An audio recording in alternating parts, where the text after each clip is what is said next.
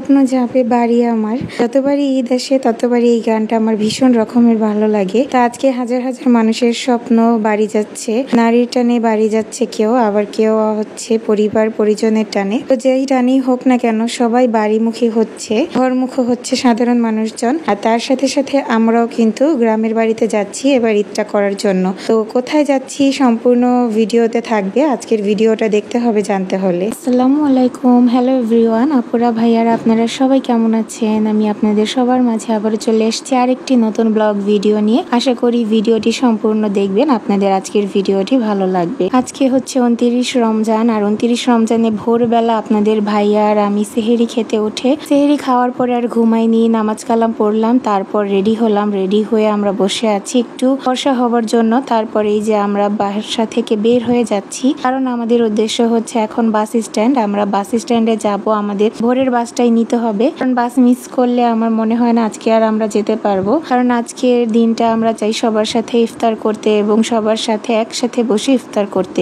বাসার নিচে চলে আসলাম এবং এসেই আপনাদের ভাইয়া একটা রিক্সা পেয়ে গেল, ভালোই হলো, রিক্সাটা নিয়ে নিলাম আমরা। আর এই যে আমি, আপনাদের ভাইয়া, আপা, দুলা ভাই এবং আপনাদের ভাগ্নি শিমন, আমরা সবাই একসাথে যাচ্ছি।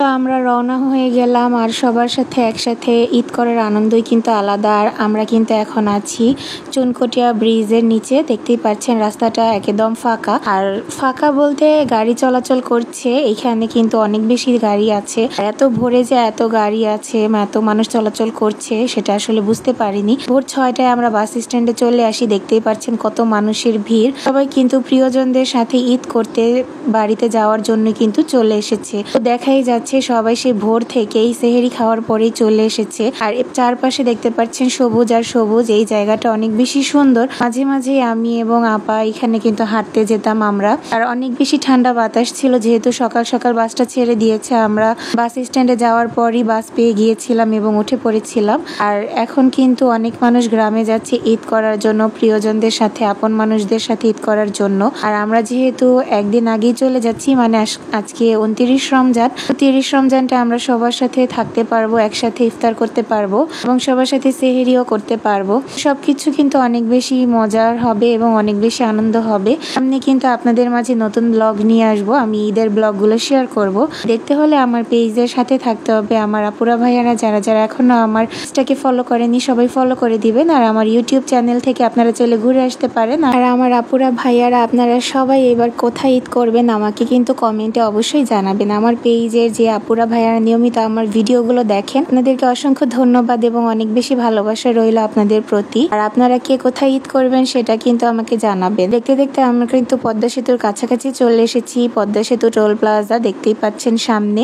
আর রাস্তায় দেখতে পাচ্ছেন যে যেভাবে পারছে সেভাবেই কিন্তু গ্রামে প্রিয়জনদের সাথে ঈদ করতে চলে যাচ্ছে। অনেকেই ট্রাকে করে, ভ্যানে করে, হোন্ডায় করে, প্রাইভেট গাড়িতে করে, বাসে করে, যে যেভাবে পারছে সেইভাবে কিন্তু ছুটে যাচ্ছে আপন গতিতে। আর আমার আপুরা ভাইয়ারা আপনারা কে কে পদ্মা সেতুতে এসেছেন, পদ্মা সেতু দিয়ে গ্রামের বাড়িতে ঈদ করতে যাবেন সেটা কিন্তু আমাকে জানাবেন। আর এই যে আমরা এখন পদ্মা সেতুতে উঠছি, পদ্মা সেতুর উপরে আছি। পদ্মা নদীর উপর দিয়ে বয়ে যাচ্ছে কত বড় একটা সেতু, আমাদের বাংলাদেশের জন্য অনেক বেশি গৌরবের এবং অনেক বেশি সম্মানের পদ্মা সেতু।